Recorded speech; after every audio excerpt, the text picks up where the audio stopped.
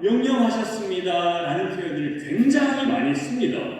그런데 이 말씀을 아무리 봐도 되라라고 주님께서 명령하신 단어는 단 한 번도 나오지 않습니다. 되라가 아니라 뭡니까? 되리라입니다. 되라와 되리라가 무슨 차이가 있겠느냐? 이건 너무나도 중요한 차이가 있는 것이죠. 되라라고 하셨으면 그 명령이 맞습니다. 그러나 되리라, 조금 더 다르게 표현하면 될 것이다, 조금 더 다르게 표현하면 내가 되게 만들어 줄 것이다. 그래서 영어 성경에는 이것이 정확하게 번역이 되어 있죠. You shall be my witnesses 라고 되어 있습니다. You shall be my witnesses. 우리가 옛날에 영어 공부할 때 이 단순 미래, 의지 미래, 화자의 미래, 말하는 사람의 의지인가, 듣는 사람의 의지인가, 이런 거, shall, will 이러면서 이제 공부 옛날에 우리 많이 한 적이 있습니다. 그런데 여기에 be my witnesses, 나의 증인이 되라라고 그렇게 명령하신 게 아니라 you shall be my witnesses입니다. 화자의 의지입니다. 말씀하시는 주님의 의지입니다. 다시 말하면 증인이 되도록 만들어 주겠다라는 것은 너희가 되라라고 말씀하신 게 아니라 내가 너희를 내 증인으로 만들어 주겠다라는 말씀이죠. 이게 오늘 본문 이 8절의 가장 정확한 주석입니다. 그러면 이게 명령입니까? 아닙니까? 명령이 아닙니다. 이것은 주님께서 하신 약속입니다. 여러분, 명령과 약속은 너무 다른 것입니다. 우리가 자녀들에게 이야기를 할 때 자, 이거 해, 저거 해 라고 하는 건 이건 명령이죠. 그대로 자녀들이 순종하면서 따라줘야 하는 명령입니다. 그러나 우리가 자녀들에게 이야기할 때 내가 이렇게 해줄게, 내가 이거 들어줄게, 그거는 명령이 아닙니다. 내가 만들어주겠다라고 우리 자녀들에게 하는 약속이죠. 바로 이 문장은, 지금 이 말씀은 예수님께서 너희들에게 내 증인이 되라, 앞으로는 꼭 되주렴, 그렇게 명령하거나 부탁을 하는 게 아니라 내가 증인되도록 만들어줄 것이다, 주님의 약속의 말씀이 되는 거죠. 그런데 조건이 있습니다. 언제 만들어주시겠다는 겁니까? 이제 조건이 나오죠. 성령입니다. 성령이 너희에게 임하시게 되면 너희는 그때 내 증인이 되도록 내가 만들어 주겠다라고 하는 주님의 의지를 담은 약속의 말씀이 되는 거죠. 자, 그러면 이제 여기까지 주석을 해드리고 제가 한 가지 질문을 더 드리겠습니다. 자, 이 자리에 앉아 계신 저와 여러분 모두는 성령 하나님께서 정말 우리의 심령 가운데 함께 하시고 우리의 영혼 가운데 내재하시고 우리와 매 순간 함께 하시며 우리와 동행하고 계시는 성령 하나님이심을 믿습니까? 아멘. 여러분들 전부가 지금 아멘이라고 대답을 하셨다면, 예라고 대답을 하셨다면, 그러면 그 대답이 의미하는 바가 뭐냐? 그렇다면 우리는 이미 증인이 되어 있는 상태라는 겁니다. 다시 말하면 지금도 우리가 기도할 때마다 증인이 되게 해 주시옵소서, 증인이 되기를 원합니다, 그렇게 이제 더 이상 기도하셔야 할 신분과 상황이 아니라 성령이 함께하고 계시는데, 예수님께서 성령이 너희에게 임하면 너희가 내 증인이 될 것이다 라고 말씀하셨기 때문에 지금 성령님께서 임하시다고 전부 아멘이라고 대답하셨잖아요. 그러면 우리는 벌써 증인이 되어 있는 겁니다. 이미 그 신분으로 지금 살고 있었다는 걸 의미하는 겁니다. 여러분, 이게 너무나 중요한 걸 의미하고 있는 거죠. 그걸 깊이 생각을 해야 됩니다. 자, 우리 성도님들이 저에게 특별 새벽 기도회를 하든 신방을 하든 기도 제목들을 많이 주십니다. 특별히 우리 젊은이들, 청년들 기도 제목들을 많이 주는데 자녀들을 위한 기도 제목들, 우리 줄 때 보면은 자, 지금 입시를 앞두고 있는 우리 고3 수험생들이라든지 혹은 취업을 앞두고 있는 공무원 시험을 지금 준비하고 있는 자녀들이라든지 혹은 요즘 결혼하기가 너무 어려우니까 믿음의 배우자를 만나서 결혼을 할 수 있도록 목사님 기도해 주세요라고 기도 제목을 주시는 분들이시라든지 그 많은 기도 제목을 받고 제가 열심히 기도합니다.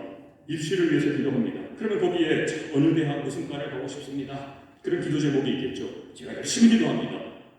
그 아들 공부를 열심히 했어요. 그래서 대학에 합격했어요. 그 과에 가서 지금 대학생이 됐어요. 자, 이미 학생은 지금 그 대학에 들어가서 대학생이 되어 있습니다. 대학생의 신분으로 지금 학생증 받아가지고 살고 있습니다. 그런데 그 아들을 위해서 우리가 대학생이 되게 해주세요라고 기도를 합니까? 안 합니까? 더 이상 할 필요가 없는 거예요.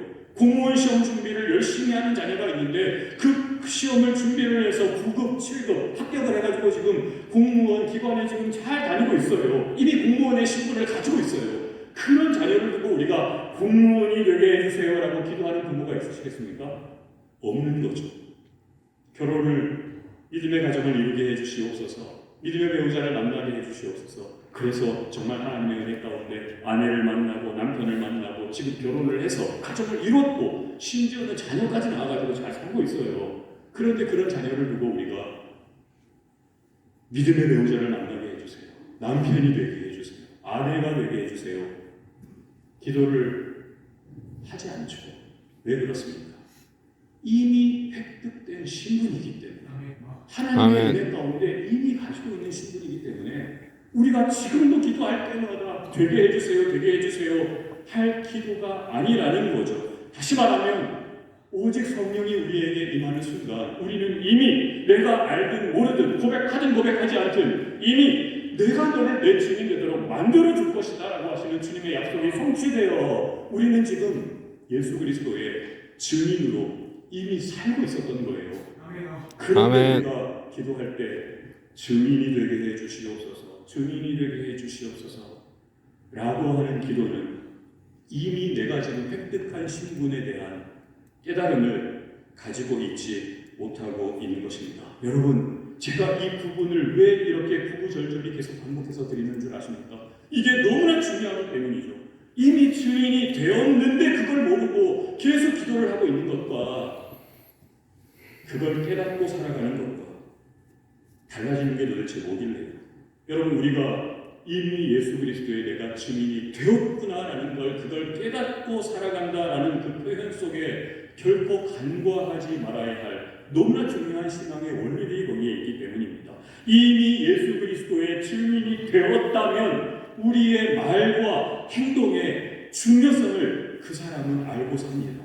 여러분, 증인의 역할이 뭡니까? 증인의 역할은 법정에 나가서 증언을 하는 게 증인의 역할입니다. 여러분, 법정에서의 상황을 한번 생각을 해보세요.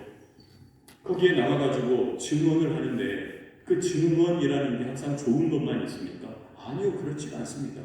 그 사람은 차라리 나오지 않았으면 좋을 법한 그런 증인도 있고 위증이라는 것도 있고요. 거짓 증언이라는 것도 있고요. 해서는 안 될 말을 하는 증언들도 있고요. 증인이 나와가지고 하는 증언이라는 게 항상 거기 앞에 서 있는 원고나 피고를 향해서 늘 좋은 것만 해주지 않습니다. 함부로 하는 경우도 있고 거짓말도 있고 잔뜩 있는 거죠. 그리스도의 증인, 우리가 살아가는 증언이라는 게 뭡니까?